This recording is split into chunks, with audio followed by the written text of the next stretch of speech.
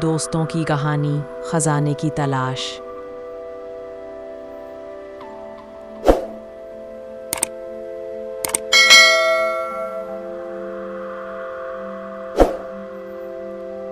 एक घने जंगल के पास 3 सबसे अच्छे दोस्त रहते थे।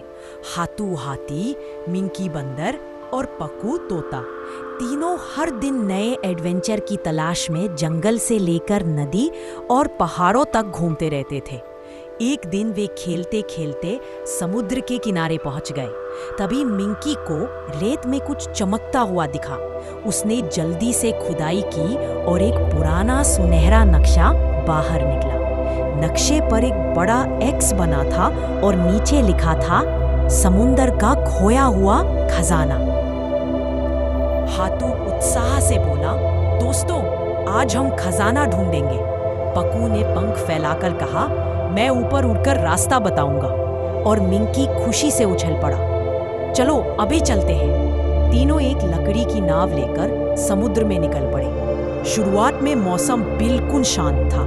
लहरें हल्के हल्के नाव को झूला दे रही थी, लेकिन कुछ ही देर में काले बादल छा गए और समुद्र में तेज तूफान आ गया। लहरें ऊंची होने लगी, बिजली चमकने लगी। हाथू नाव को संभाल रहा था।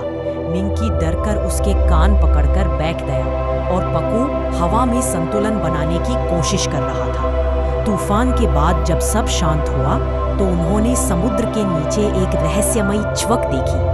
तीनों पानी में कूद गए और तैरते हुए उस चमक की तरफ बढ़ने लगे। वहां एक पुराना पत्थर का दरवाजा था जिस पर वही निशान बना था जो नक्शे पर था। जैसे ही हाथू ने अपनी सूंड से दरवाजा धक्का दिया, दरवाजा खुल गया।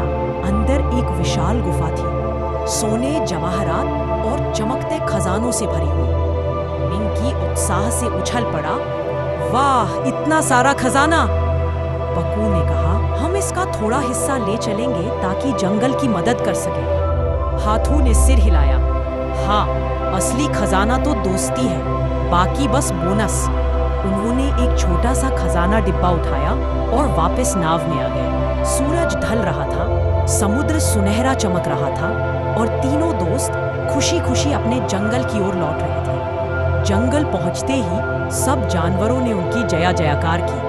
हाथू, मिंकी और पक्कू ने खजाना जंगल की भलाई के लिए इस्तेमाल किया और उस दिन से वे तीनों सिर्फ दोस्त नहीं बल्कि जंगल के हीरो बन गए।